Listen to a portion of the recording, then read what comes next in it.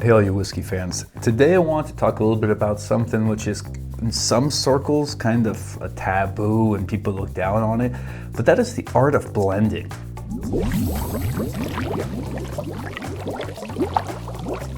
It's something which, again, if I can, I always try to get a single barrel, but there's something to be loved about blending and something that's a real fine art about it.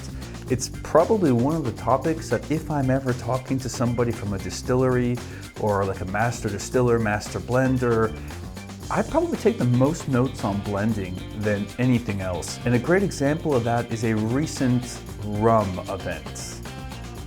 You guys know me. I'm usually a whiskey drinker. I really don't drink any rum. But I was recently invited to a rum event from Appleton Distilleries, a Jamaican rum. And I'm very happy I went, not only because it helped me appreciate rum a little bit, but there was a lot of really interesting blending information in there. And we dived into this quite a bit. So let's unpack it and figure out what's going on with rum. Grab a glass, whatever you got, whiskey. This is whiskey, but whatever you got, let's check it out. So needless to say, if you are good at whiskey, you have a very good palate, like you think you can call out all the flavors on the back of every recipe, that's amazing, great. Are you good enough to be a blender? Let's not get this twisted. You could probably distill something, no problem. Could you blend something that's consistently year after year after year the same flavor profile? I don't think I could. I think I'm really far away from being able to do that. Part of the reason that March Distilling is more doing batches, and we're kind of sticking to that until we can find somebody or my palate gets that good. I don't know if that's gonna happen anytime soon. And until then, I love taking notes and learning whatever I can about it. So let me share some of the interesting things. Firstly about Appleton and then about blending. So this event was very cool. It was a small event. There wasn't a lot of people there. It was really intimate. You were able to, by the way, I forgot to mention, David Morrison actually flew in from Jamaica to Switzerland and did this whole presentation and gave us probably a couple hours worth of information. We were able to go back and forth, ask questions, follow-ups. It was a great group, lots and lots of fun, not to mention a pretty amazing lineup of rums. Some I liked more than others, but we'll talk about that. What I really appreciated with rum is they do some things very different to whiskey and in some ways very similar. Of course, the production of their use of molasses is interesting. They have a whole Appleton plantations, sugar plantations, and they'll process the sugar. They have a process to do that, a centrifuge that kind of keeps and separates the molasses out of the sugar cane that they keep, and then molasses is at the end of the day what gets used to make their mash and gets fermented. So what's left in this molasses is around 60% sugar. That's still a lot of sugar, more than enough for some yeast to gobble up and turn into alcohol. In fact, it might even be too much. They have to water it down to about 15% before they add their own special yeast strand. I don't know much about their yeast, but what I think is very interesting is, and from a whiskey perspective, I wasn't really that knowledgeable about this stuff, is their use of Dunder and Much.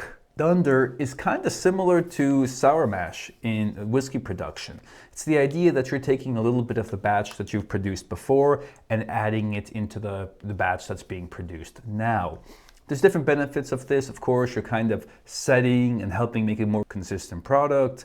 You're also adjusting some things like pH, usually like sour mash. It's a bit sour, acidic, so you can kind of drop your pH levels. Much is interesting. If you're not familiar with muck, here's a little picture of it. It's essentially compost. I don't know. This is something cool and okay. In concept, in theory, it's not cool, but in practice, I have to say, I kind of like it. And even at my whiskey production, I don't like to be very, very kind of like tuned in on all my equipment. I like to have that personal touch, a little bit of kind of the unknown to play a factor into the whiskey production, because I think that adds some flavor and complexity that a very, very clean process does not allow for. Now, of course, you might have a good batch you can never remake again, and you could have another batch which is like, But that's the fun and excitement in the production. With this combination of muck and dunder, and they have multiple different recipes and marks for how they process and do these things, but they make a pretty consistently good flavor. And what I've found is that for my taste, which is a little bit more estery, a little bit more complex palate, I don't just want a sweet, over sugary rum or a spiced rum. I kind of liked the additional dunder and the additional muck additive to it. So it was really cool. I was not expecting that. Now, like many people around the world or distilleries, they have a combination of pot stills and column stills. They have these marks again, which are different kind of recipes for production. When do they take their cuts? How long does the fermentation happen? Sometimes they're as quick as 3 days. Sometimes they leave them in open vat containers for much longer. Super crazy, interesting, a lot of stuff to geek out about. One thing I did not know, and this is a Jamaican rum thing. I'm not sure if other rum manufacturers have something similar, but Jamaica does something very, very interesting. They mandate that every 3 years of whiskey production, you take all your barrels. Let's say in 3 years, I made 100 barrels.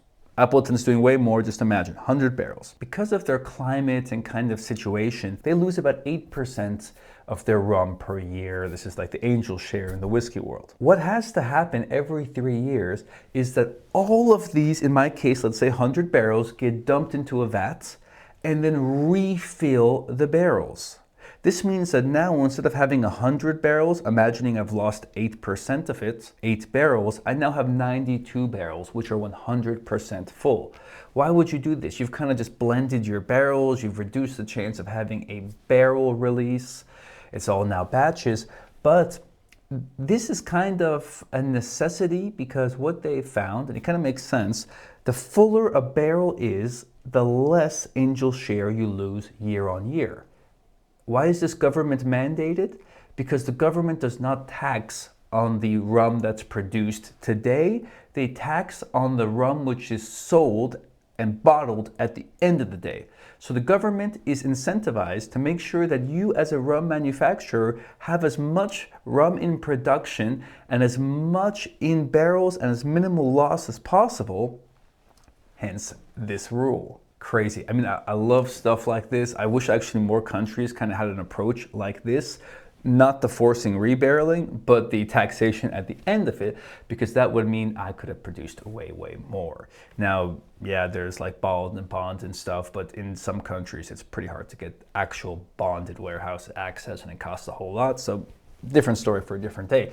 What's amazing is they do this. They dump all their rum that they produced in that year and then refill their barrels. So they have full barrels, reducing the amount of angel share. As far as how aging works, they're managing palletized warehouses. This means you have a pallet, you've dropped about 4 barrels on it, and they're stacked on top of each other.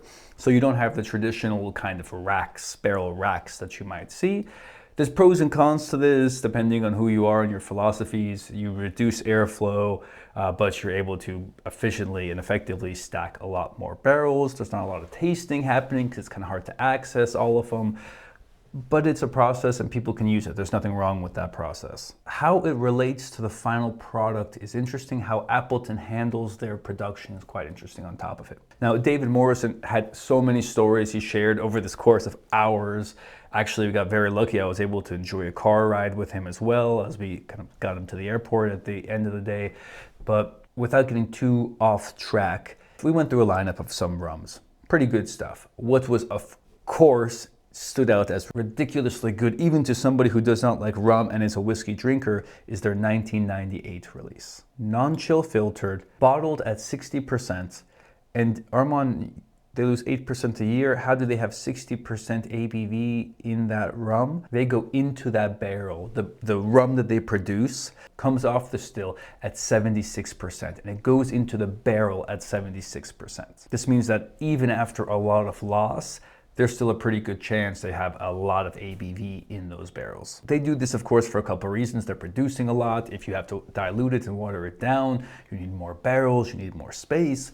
But they've also found this adds the flavors that they're looking for in their rum. So if they do go in at a lower ABV, there's you're going to lose some characteristics, which is Appleton. By the way, I said that wrong. It was 63% ABV. A lot of amazing flavor in there. Again, what Appleton does, which I really appreciate, is the amount of information and chemical analysis that they provide you when you're buying one of these bottles. For instance, we know that there's over 900 congeners in this bottle. This is not a really high amount. They've done some releases in the past which are like even more. But this is super interesting because this information tells you a lot. And it's something which I kind of wish whiskey distillers would include. I don't know if it would make as much sense for us, but it was really interesting. And if you know that you like very bold, heavy, kind of in-your-face characteristics, not smooth, this Congener is almost like parts per million, would give you an idea of what to expect in this whiskey. In fact, that might be the best kind of correlation, a Islay whiskey, a smoky, peaty whiskey, to a Jamaican rum and their Congener counts. I was very amazed by this. A lot of fruit, a lot going on in the nose, a lot going on the palate. And for a 15-plus-year-old rum, it's amazing how it's not overly oaked. Now, there are ex-bourbon barrels being used here, but it was great. Now, Armand, we started this off talking about blending. We kind of went off into Appleton. I think this background is important because we are talking about products which are very bold, very extreme. They're not mild rums. We're not talking about spicing or adding anything to them after production. But you did mention something called marks, and you said they're kind of like a recipe, kind of plus minus. Yeah. What this means is, and by the way, David Morrison, these kind of their special releases is his favorite. He loves blending and working on these projects. But these only take a couple of days to do, maybe weeks.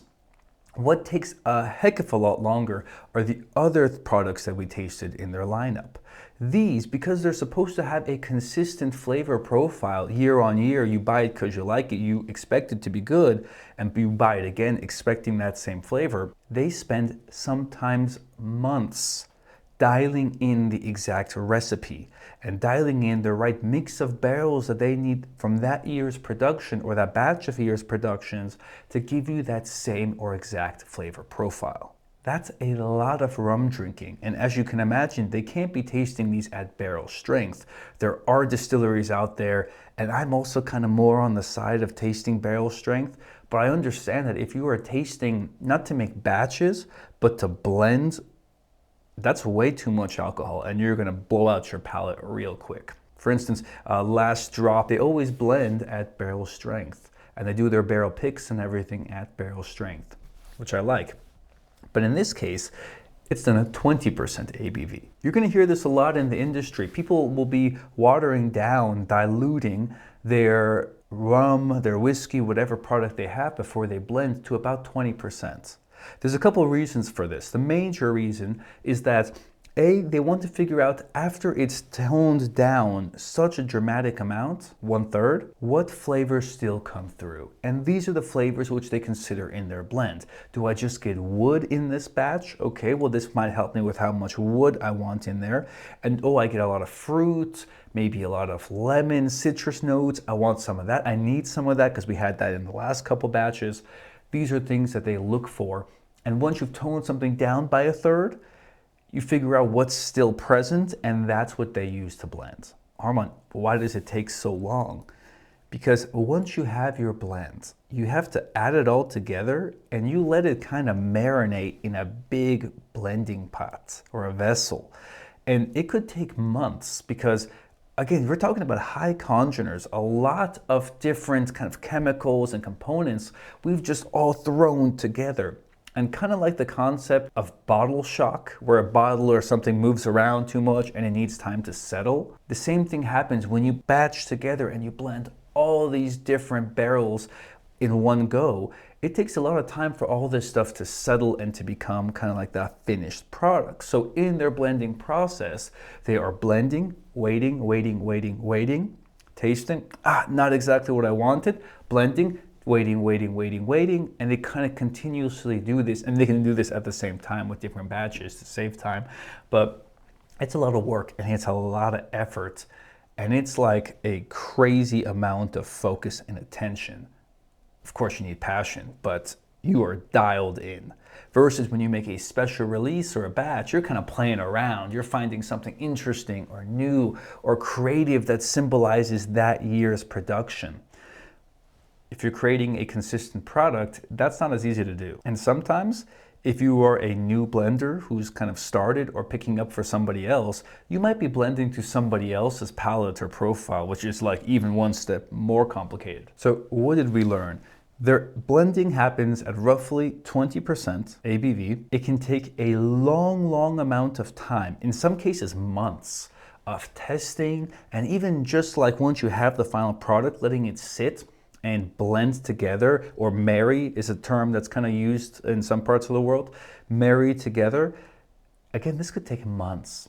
And it's just a patient, very focused, very dialed in process to get you the same product year after year after year. Sorry, it's one of the only blends I got, or kind of consistent products. This is the Wild Turkey Bourbon. But same, the Russell family has been putting this same product together for a long time. And of course, you might have a kind of remake or a slight change that happens every so often, but the majority of the flavors that you get here today, you're probably going to pick up in a couple years, and this is the magic of blending. I hope you found it interesting. If you are like me and not a rum enthusiast or fan, check out Appleton. It might surprise you. I know it surprised me. With that, cheers to you, your next glass of whatever it is, and don't look down on blending. Look up to it as like the mastery of a palate. Cheers to you, enjoy.